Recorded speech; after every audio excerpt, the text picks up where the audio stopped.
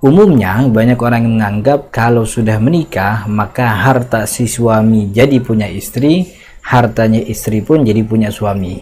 Padahal pernikahan itu bukan hal yang menyebabkan harta pindah kepemilikan. Karena itulah kita bahas pada episode ke-31 kuliah nikah go kita, yaitu tentang harta suami istri dalam syariat Islam. Bismillahirrahmanirrahim. Assalamualaikum warahmatullahi wabarakatuh. Alhamdulillahirabbil alamin. Nahmaduhu wa nasta'inuhu wa nastaghfiruh. Allahumma salli wa sallim wa barik ala sayyidina Muhammadin, amma ba'du. Teman-teman yang dirahmati Allah, ini adalah kuliah nikah go, kuliah nikah gratis dan online. Dan ini adalah episode yang ke-31 yang akan kita bahas tentang harta suami istri dalam pandangan syariat Islam.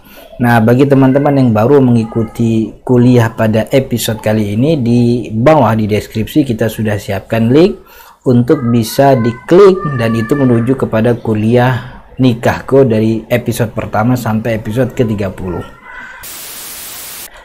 Teman-teman yang dirahmati Allah, pindahnya kepemilikan harta dari fulan menjadi milik fulan, dari satu menjadi milik orang lain, itu ada 4 sebabnya dalam syariat. Jadi dalam syariat Islam ada 4 sebab di mana harta itu bisa pindah kepemilikan dari satu orang ke orang yang lain. Yang pertama adalah dengan dengan cara hibah. Jadi hibah itu tamlikul mal bighairi iwadin, memindahkan kepemilikan harta tanpa ada gantinya. Itu namanya hibah. Itu salah satu cara dalam syariat untuk memindahkan kepemilikan dari satu orang ke orang lain, namanya hibah, yang dalam bahasa Indonesia artinya pemberian. Nah, pemberian ini contohnya bisa sedekah. Kalau pemberian itu diberikan kepada orang yang lebih tidak mampu, orang yang tidak mampu lebih rendah daripada si pemberi. Atau bisa juga namanya hadiah. Hadiah itu adalah pemberian kepada orang yang lebih tinggi derajatnya, baik sisi ekonomi atau jabatan atau sosial, lebih tinggi dari si pemberi. Jadi hibah, sedekah, hadiah itu sama saja, intinya dia memberikan harta tanpa minta gantinya begitu. Jadi memberikan harta secara sukarela. Kemudian juga daripada contoh hibah adalah mahar. Nah, mahar juga salah satu pemberian yang masuk dalam kategori hibah, karena itu diberikan dari calon suami kepada calon istrinya ketika akan nikah gitu. Itu namanya hibah. Yang kedua, cara dalam syariat yang bisa memindahkan kepemilikan harta dari fulan ke fulan yang lain adalah jual beli. Jual beli itu tabadulul ain bil ain, barter, tukar barang. Kita pembeli bawa duit, penjual menyediakan barang, kita kasih barangnya, penjual dapat duit, kita dapat barang yang dijualnya. Itu namanya jual beli. Pindah tuh kepemilikan yang awalnya punya penjual jadi punya kita. Kemudian yang ketiga, cara atau teknis di mana syariat membolehkan kita memindahkan kepemilikan yaitu dengan cara waris. Cuman waris ini dengan syarat-syarat tertentu. Waris adalah harta yang dipindahkan dari si pemiliknya yang sudah wafat kepada ahli waris yang ditinggalkan. Jadi syaratnya si pewaris wafat dan juga dia punya harta gitu. Itu pindah kepemilikan yang awalnya punya si fulan, kemudian dia meninggal, hartanya tidak bertuan, maka harta tidak bertuan ini dipindahkan kepemilikannya kepada ahli waris sesuai dengan aturan syariat. Yang juga memindahkan kepemilikan harta adalah wasiat. Wasiat itu kata definisi yang dijelaskan oleh ulama, wasiat itu hibatun mudhafatun ila ma ba'dal mauti. Pemberian tamlik, pemberian kepemilikan harta yang disandarkan kepada waktu setelah si pemberi meninggal dunia. Itu namanya wasiat. Dan itu diberikan kepada selain ahli waris gitu ya, selain ahli waris. Jadi inilah 4 cara atau teknis yang dibolehkan dalam syariat untuk memindahkan kepemilikan harta. Dan perpindahan kepemilikan harta dengan salah satu dari 4 ini adalah perpindahan kepemilikan yang sah di mata syariat. Cuman bedanya dari 4 ini dibagi 2 kelompok, yaitu satu kelompok hibah dan jual beli itu adalah pemberian atau perpindahan kepemilikan yang disyaratkan di dalamnya adalah keridhaan antar kedua pihak.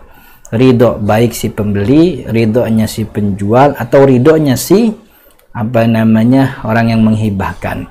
Nah, kelompok kedua yaitu waris dan wasiat, dan ini tidak disyaratkan apa-apa karena wasiat dan waris itu adalah jual beli atau perpindahan kepemilikan yang diharuskan oleh wahyu, yang memerintahkan adalah perintah. Jadi suka atau nggak suka memang kita harus laksanain. Itu namanya akad perpindahan jual beli yang ditetapkan, yang ditugaskan, yang diperintahkan oleh wahyu melalui Al-Quran dan Sunnah Nabi Muhammad SAW. Nah, dari keempat ini, pernikahan apakah bisa memindahkan kepemilikan? Ternyata tidak. Pernikahan bukanlah sebab perpindahan kepemilikan harta. Lalu kalau sudah menikah, kan biasanya ada ungkapan harta suami adalah harta istri, tapi harta istri bukanlah harta suami. Kalau memang pernikahan tidak memindahkan kepemilikan harta, lalu apa yang didapatkan oleh istri ketika setelah dia menikah? Yang didapatkan oleh istri setelah menikah pertama adalah mahar. Tentu ini kalau si calon suami ngasih mahar, karena mahar sifatnya sunnah bukan kewajiban. Artinya menikah tanpa ada mahar pun sah-sah saja, karena mahar dalam syariat nikah bukanlah kewajiban, tapi dia merupakan kesunahan yang itu dikaitkan kepada haknya si calon istri. Artinya kalau kata calon istri nggak usah pakai mahar, ya sah pernikahannya begitu. Yaitu yang di dalam mahar itu ada seserahan atau uang panai dalam sebagian budaya Indonesia gitu. Kemudian yang didapatkan oleh istri ketika pernikahan adalah nafkah dengan segala jenisnya, dari mulai primer, sekunder, tersier, atau juga nafkah menyusui, nafkah kosmetik dan seterusnya. Itu adalah yang didapatkan oleh istri gitu. Bedanya nafkah dengan mahar. Mahar sunnah, kalau nafkah kewajiban. 1 bulan suami nggak ngasih nafkah, 1 bulan depan itu ada tunggakan, maka dia double bayar nafkahnya. Itu pun masih berkaitan dengan haknya istri. Ketika istri bulan depannya sudah mengatakan udah nggak apa-apa, direlakan apa yang menjadi haknya bulan kemarin, ya nggak ada masalah juga begitu. Nah, kemudian yang ketiga, harta bersama. Nah, ini jadi masalah sering sekali harta bersama. Apakah dalam syariat melegalkan adanya harta bersama? Yaitu ketika pernikahan dilangsungkan, maka seluruh harta yang berkaitan dengan suami itu menjadi milik istri, sebagaimana juga apa yang berkaitan dengan istri menjadi milik suami. Ini yang akan kita bahas di episode yang akan datang, karena punya pembahasan yang cukup panjang. Kita akan bahas khusus tentang masalah harta bersama, atau biasa juga yang disebut dengan istilah gonogini, insya Allah di episode yang akan datang. Mudah-mudahan dan manfaatnya, dan memang jika dirasa bermanfaat, mohon dukungan untuk subscribe sekaligus menyebarkan video ini ke teman-teman yang lain. Nantikan episode selanjutnya tentang harta gonogini masih di channel yang sama. Hadanallahu wa iyyakum ajma'in. Assalamualaikum warahmatullahi wabarakatuh.